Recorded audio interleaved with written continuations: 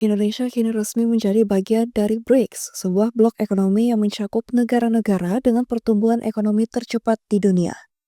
Keanggotaan ini tidak hanya menjadi pengakuan atas kemajuan ekonomi Indonesia, tetapi juga membuka berbagai peluang baru sekaligus tantangan. BRICS yang terdiri dari Brasil, Rusia, India, Tiongkok, dan Afrika Selatan dikenal sebagai kelompok ekonomi yang sedang berkembang pesat. Dengan bergabungnya Indonesia, pemerintah diharapkan dapat meningkatkan interaksi global dan memperluas kerjasama ekonomi dengan negara-negara besar lainnya. Sebab bergabung dengan BRICS membuka peluang bagi Indonesia untuk mengakses sumber pendanaan yang lebih luas dan menguntungkan. Hal ini dapat membantu pemerintah menutupi kebutuhan dana pembangunan, khususnya di sektor infrastruktur. Pengamat ekonomi dari Universitas Hasanuddin Makassar, Prof. Nursalim menilai hal ini bermanfaat, namun juga diiringi dengan tantangan besar, khususnya dalam hal pembiayaan dan pembangunan nasional. Menurutnya, pemerintah Indonesia harus melakukan penataan ulang pengelolaan dana pembangunan agar Indonesia dapat mempertahankan standar kompetitif di antara negara-negara anggota BRICS. Tentu banyak manfaat yang bisa diperoleh. Salah satu diantaranya dalam rangka menutupi kekurangan atau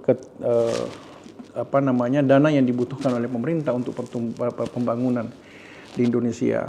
Dengan bergabung di dalam BRICS ini, maka kemudian Indonesia akan mendapatkan sumber-sumber pendanaan yang lebih menguntungkan dan lebih bervariasi tentunya.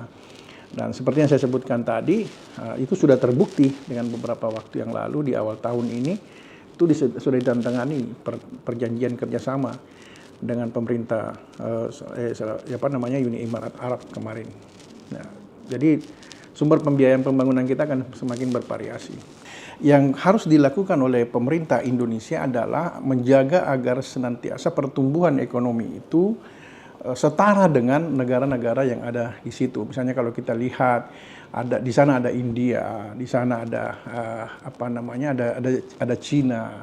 Nah, tentu kita harus pertumbuhan ekonominya harus setara dengan mereka, sehingga pemerintah memang harus menata ulang atau melakukan penata kelolaan terhadap pembangunan yang ada di Indonesia, termasuk dalam hal ini adalah menata ulang bagaimana mengelola dana yang dimiliki oleh Indonesia untuk pembangunan. Karena itu menjadi standarnya. Wakil Dekan Bidang Akademik dan Kemahasiswaan Fakultas Ekonomi dan Bisnis Unhas ini menambahkan, pemerintah juga dihadapkan pada tantangan besar untuk memastikan elemen-elemen ekonomi di dalam negeri bergerak secara sinergis.